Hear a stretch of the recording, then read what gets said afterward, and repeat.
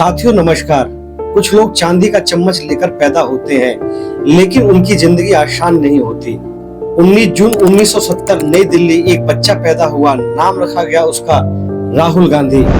दुनिया सोच रही थी यह बच्चा देश की सबसे ताकतवर राजनीतिक विरासत का वारिस है, लेकिन नियति ने उसके लिए कुछ और ही सोच रखा था। चुनौतियां मानो बचपन से ही राहुल गांधी का इंतजार कर रही थी।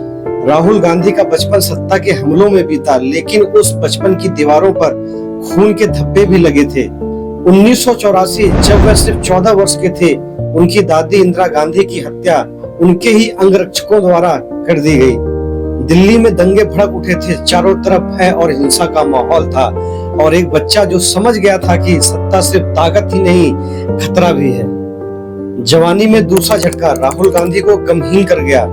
पिता राजीव गांधी प्रधानमंत्री बने, लेकिन आतंकवाद का साया हमेशा बना रहा। 1991 जब राहुल गांधी केवल 21 साल के थे, उनके पिता की चुनाव प्रचार के दौरान बम धमाके में हत्या कर दी गई, और वह दौर राहुल गांधी के लिए सिर्फ एक व्यक्तिगत त्रासदी नहीं, बल्कि उनके परिवार के लिए एक युग का अंत था। राहुल गांधी ने हार्वर्ड यूनिवर्सिटी और कैम्ब्रिज से पढ़ाई की।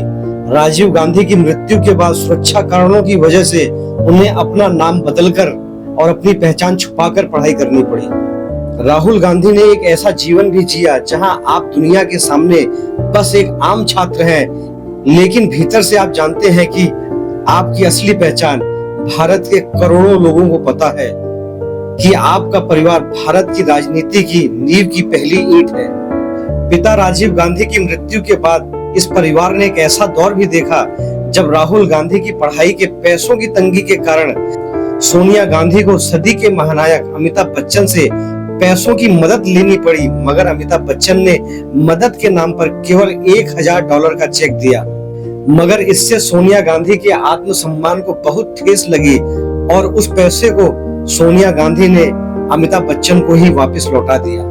और कुछ समय के बाद राहुल गांधी अपनी दादी इंदिरा गांधी और पिता राजीव गांधी के नक्शे कदम पर निकल पड़े और उतर गए राजनीति में। और 2004 में अमेठी से लोकसभा चुनाव लड़ा और भारी मतों से जीते भी। देश ने सोचा एक और गांधी राजनीति में आया है और जल्द ही प्रधानमंत्री बनेगा, लेकिन सच्चाई ये थी कि राहुल गांधी ने एक ऐसी पार्टी में कदम रखा था जो धीरे धीरे कमजोर हो रही थी।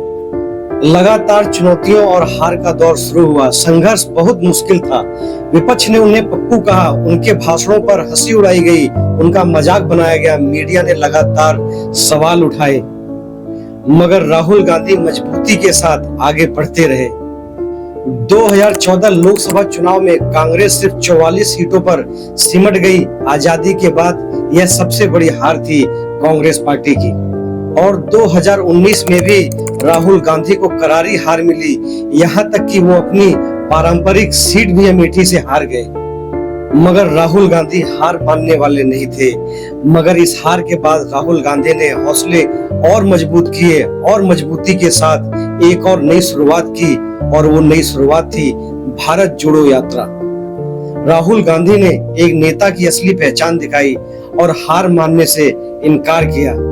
राहुल गांधी ने 2022 में भारत जोड़ो यात्रा शुरू की और 136 दिन 12 राज्यों में 3500 किलोमीटर पैदल यात्रा की। पैदल चले, धूप बारिश ठंड, हर मौसम में वे लोगों से मिलते रहे। किसान मजदूर युवा महिलाएं, सबकी बातें उन्होंने सुनी। यह भारत जोड़ो यात्रा सत्ता पाने के लिए नहीं थी, बल्कि दिलों को जोड़ने के लिए थी।